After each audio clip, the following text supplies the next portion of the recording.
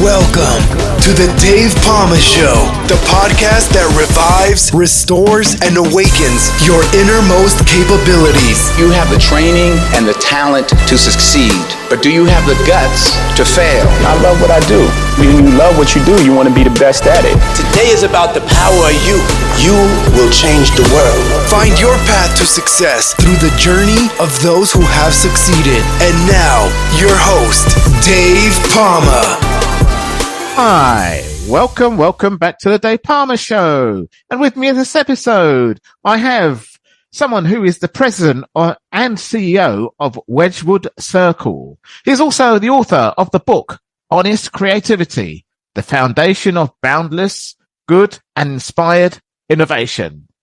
Craig Detweiler, welcome to the Dave Palma Show. Thank you, Dave. Thrilled to be here. Thrilled to have you here, Craig. Did I pronounce that right? Detweiler? You did. Detweiler, yes. Detweiler, okay. It's obscure. I think the only famous Detweiler was in The Sound of Music. Right. Uncle Max, who helped spirit away the Von Trapp family from the Nazis. Right. Detweiler. So sadly, the Mary Poppins in there, Julie Andrews, I think she passed away this year, didn't she? I think it was. It was sad. Yes. Yes. But I'm happy to come from a family of Nazi fighters. I'll do that. No, don't say that. That's it. No, it's true. Yeah, I know. Oh, Nazi fighters. Oh, that's all right. Yes. Yeah, that's all right. Yeah. That's not a problem. Yeah. Yeah.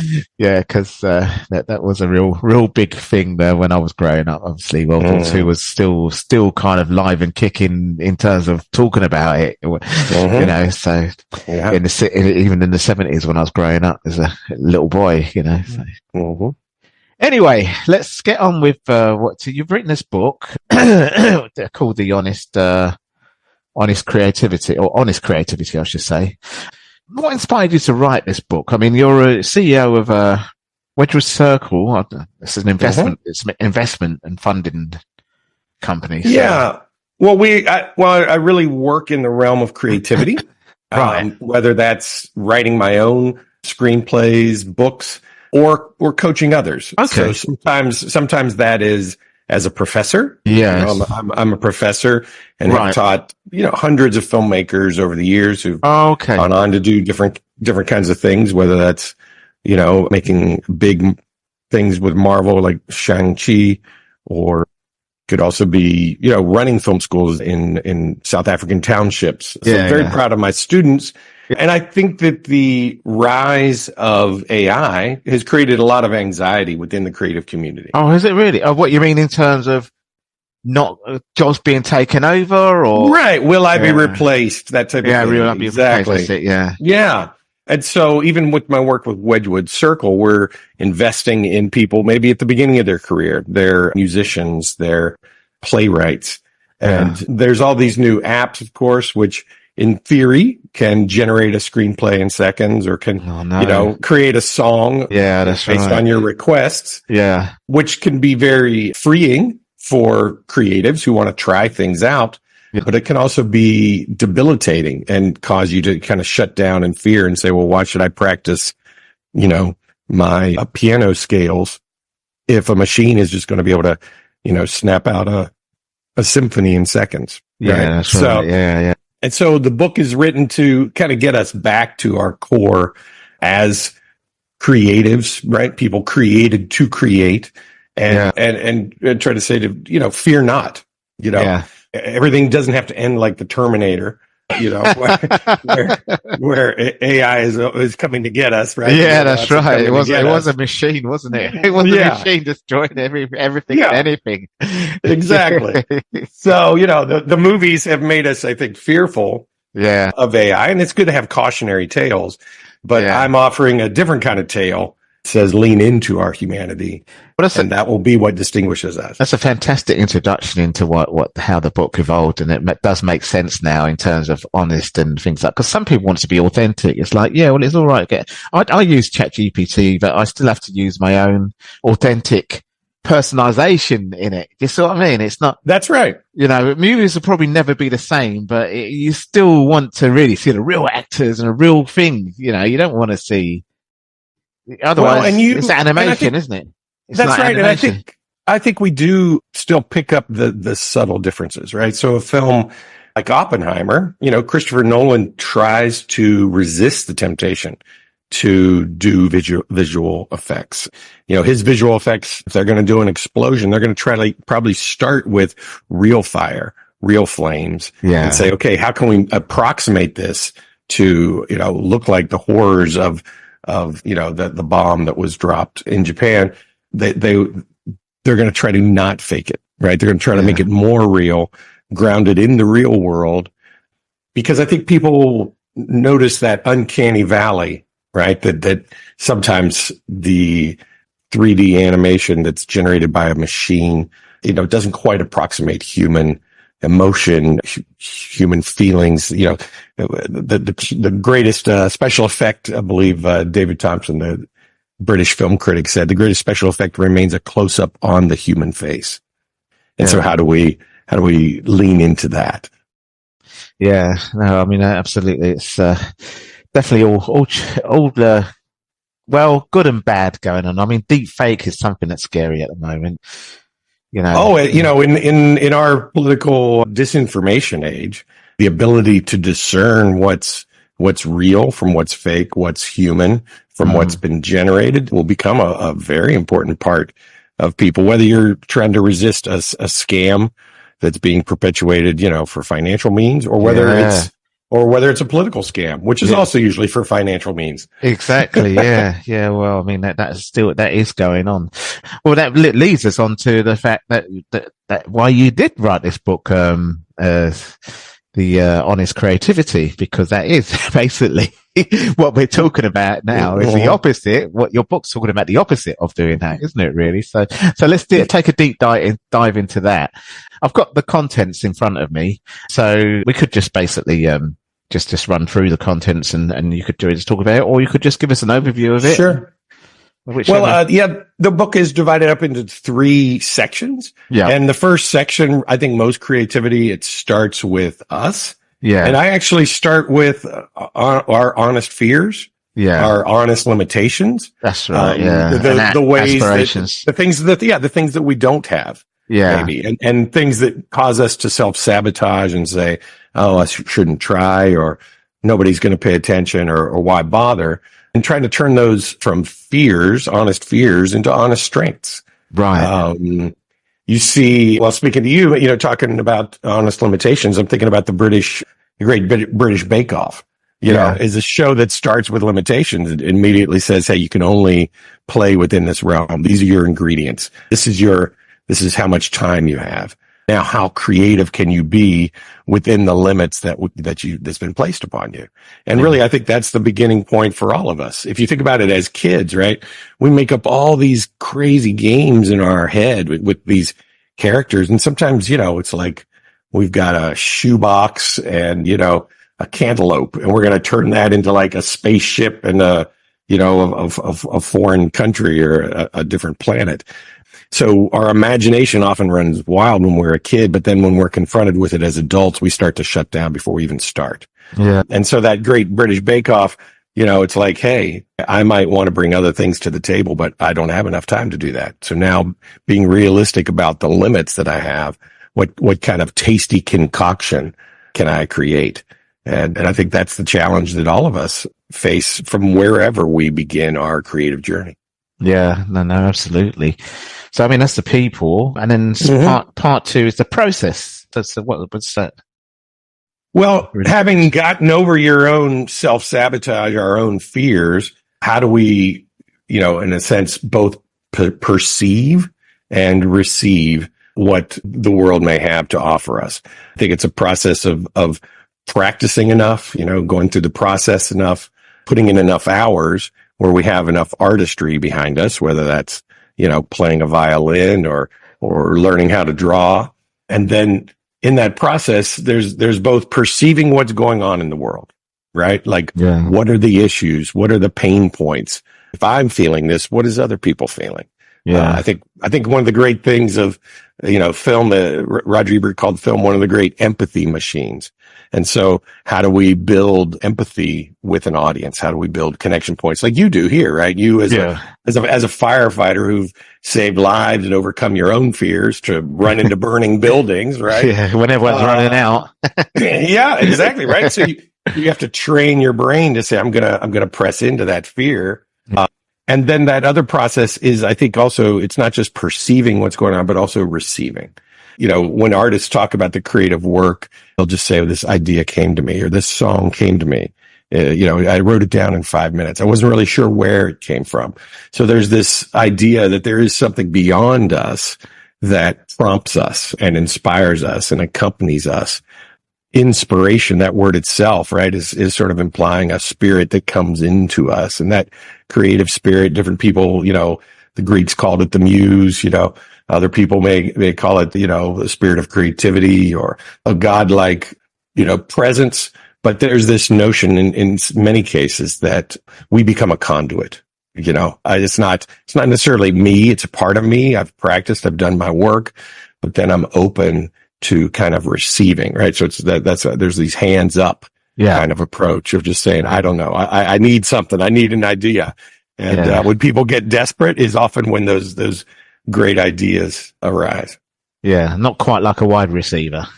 No. It can be. It can be, right? Because it's very hard to play catch, by yourself. I know. That's right. Yeah. On the field, so can you receive what's being passed on? Yeah, and there'll be a lot of preparation behind that, wouldn't there? Really, and creativity as well. Actually, to be honest, that's right. You're creating some, and that's can also be a stage of where there's a lot of collaboration. Teamwork. And you think even about some of the great songwriting duos, whether that's Lennon and McCartney or Jagger and Richards. I don't think anybody expected Mick Jagger and Keith Richards to still be writing. I think what was it, 62 or something when the Stones first records were made, and they just released a new album this year. I didn't know that. All right. Yeah. No, they're about to launch a new tour. All right. And that's a full, 60 some years after they began. These days, so that's a lot of collaboration and creativity. These days, rock stars and pop stars, they just do it until they die on stage now, don't they, really, these days? Literally. It is true that they can't resist one more, right? One more victory tour. The reunion tour. One of my favorites, James Brown. It happened to him. A couple of others, but anyway, I mean, it's just the way. I think the rock band Kiss did a goodbye tour maybe 7 different times, right? Oh, this is the last time. I promise this is the last time. Elton John's been on his final tour. Yeah, that's right. For hundreds of years. But you think about Elton John with Bernie Taupin. Yeah. Elton was a great piano player, but he didn't have the words. Yeah. Bernie had the words. Right. So that process of saying, hey, I'm good at melody, but I may need somebody else to do the poetry side of it. Let's hope that the way they complement each other. Let's hope AI don't take over with that then. Really? Yeah. Well, what AI can do, I think, is imitate well. It can approximate well. It can take prompts based on what's already been created. Yeah. But as far as creating something new, right? Somebody telling us something about love that we maybe haven't heard before. Exactly. Something about heartbreak. It doesn't have the life experience to draw. No, that's right. No. Yeah. No, there's no emotions there. And that's the key thing about it, isn't it, really? And that's why I call it honest creativity rooted in our humanity, right? AI, I think will never surpass what I would call HI, right? Human imagination, human ingenuity, that human spark that takes us to places we haven't been, and even prompts AI to imagine a different kind of song or a different kind of mashup that we haven't heard before.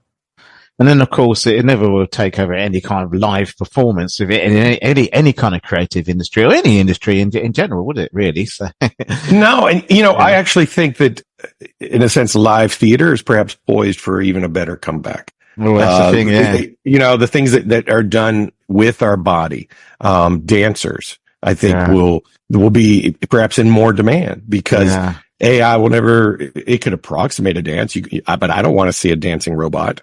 I want to see someone who has physical limitations just like I do and see what can they do with their body. How can they manipulate space and time? And so I think dance, theater, live music, all of that live production. Obviously, I think sports is a form of honest creativity. That'll be more in demand. You're more in demand because exactly. So people want to see the real thing, don't they? Really, at the end of the day. So. Yeah. And we marvel at it, right? But when know, gosh, despite the limitations of our body, look at what they've done through practice. Look at their ability to dunk the basketball. LeBron James still playing at a championship level, on into his 40s. We just marvel and say that's incredible. Yeah. That's the difference between watching a travel program or watching a wildlife program on TV and then actually going and seeing a real thing, That's true, right? Seeing a real animal or seeing going in a safari somewhere in Africa. I'm just saying, it's definitely, you can't replace it, really. No, and I appreciate the efforts by the technologists. Like the Apple Vision Pro, is trying to give you kind of a wraparound experience. But it's not going to be the same. Yeah, well, it's like VR, isn't it, really? So that's probably as close as you can never get it, really. But, that's just the way it is. I think we went to Sea Life, the family and they had I think it was in Bangkok, actually. They've got a Sea Life there. I don't know if you've got Sea Life, but we've got one in London. And then, so it's basically all sea, and you go in a kind of either a submarine or a boat, and you see the sharks swimming and things like that. But before that, they had a kind of 3D, it's like a VR glasses. And the seats move, in cinema, and they just sort of gave a little movie of the kind of, things you're going to see. The sea life, really, which is it's funny. It's funny, actually. It was right in your face and gave you a kind of real adrenaline fueled thing before you actually went on the tour around, really. So, and it can do that, right? It can still, through our optic nerve, it still can kind of send a charge, through our body as it approximates what it might be like to be under the water. But there's nothing about that will match the physical whole body approximation. I can remember being with my kids in Hawaii on the Big Island when they were very small, and we took them down to this cove. We heard it was a great place to snorkel and kind of quiet and secluded. And we get down there. And there's it was like an old fishery, an old historic area. And there were turtles, right? Green sea turtles that were just like playing around out there. And so for my kids to be in the water, big green sea turtles, and to be in there when they're like 5 years old and literally be under the water swimming with sea turtles. You can't. It's like swimming with the dolphins. People get just really, fascinated with all that kind of. Yeah, and the physicalness of even like the sea salt air that you can smell and the feeling on your skin when you get out of that water. That's it, exactly. Yeah. Yeah. So, but that's the process done, and I mean, exactly. We kind of covered the difference in preparation and perception as well, because it's a perception thing, isn't it? And compared to the reality of being there, and things like that. So that covered that process bit, I think, with that conversation we had there. So let's move on to products then. Yeah, well, this is where, the third part of after the process, once you have something, now what do you do with it? And I think this is where a lot of creatives struggle, whether you're a creative entrepreneur, a business person trying to launch a new product, a new line, or whether you're a creative, it can be daunting when you have a new song, you put it on Spotify and you realize, there were 100,000 other new songs that were posted today. And you're up against, Taylor Swift and Beyonce. Like, what kind of honest marketing can I do that can cut through the clutter? There's a lot of hype. Everybody's, always hyping up their stuff. And I'm trying to suggest that perhaps a slower, more organic approach would work. You think of somebody like Hozier, who's hitting the charts. He's not doing anything fancy, right? It's basic singer-songwriter type of thing. Ed Sheeran, another, Hozier being an Irish artist, Ed Sheeran on the British side. Ed Sheeran, not a great looking guy, frankly. It's just very average. Can't be more average. but he somehow it's very geeky looking, isn't he, for a rock star? That's what I'm saying. Yeah. He probably in another life. He probably. I mean, I would be encouraged if I was a singer-songwriter to say, you know what, I think I can approximate what Ed's doing. I can look as good and maybe yeah.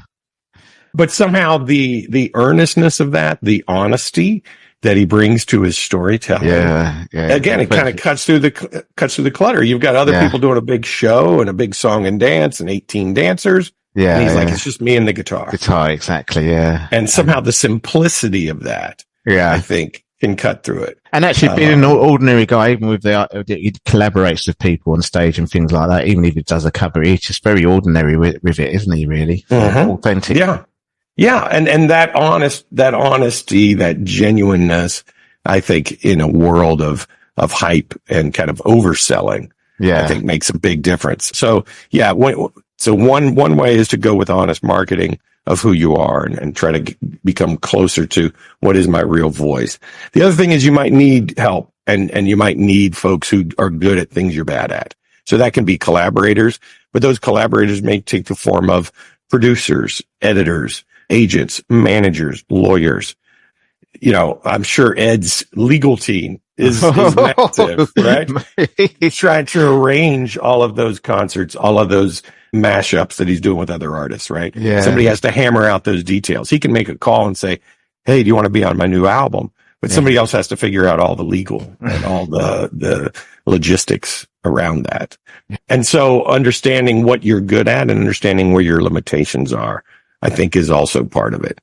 And there's a reason why, you know, a record producer like Rick Rubin is paid big money. You know, he's worth it. You know, the things that he brings to the table, his in a sense, his golden ears that may give you some ideas about what to do.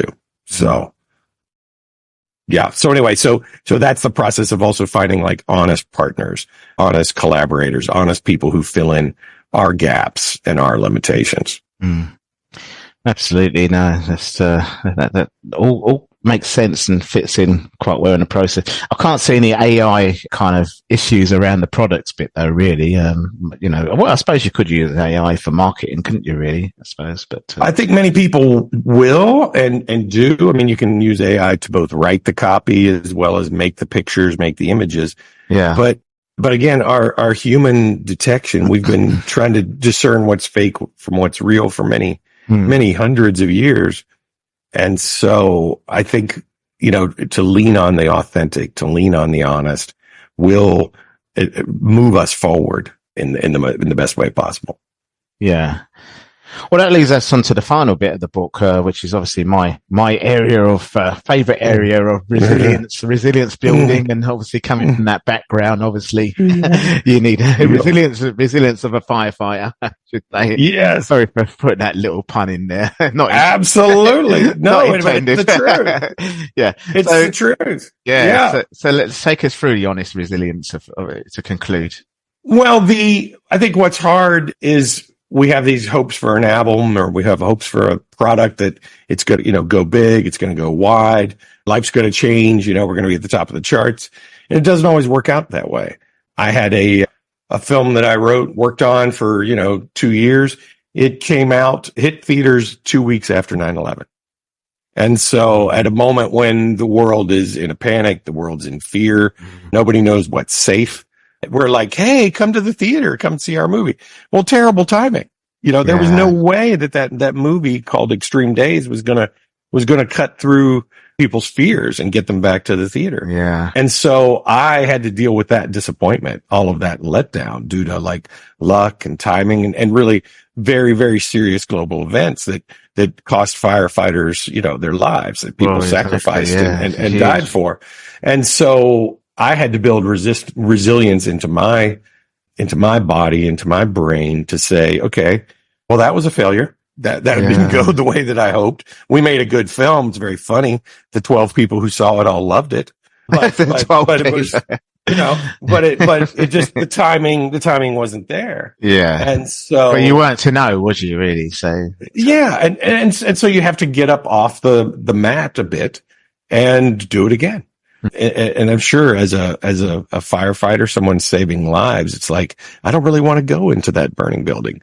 I know how dangerous it can be, but you train your body to say, I'm going to do this again, right? You train your mind to say, I'm going to press on despite the circumstances of what happened last time. That's exactly what it is. It's repetitive training over and over again, and scenarios and what ifs, things like that. So it's all training, and that's basically.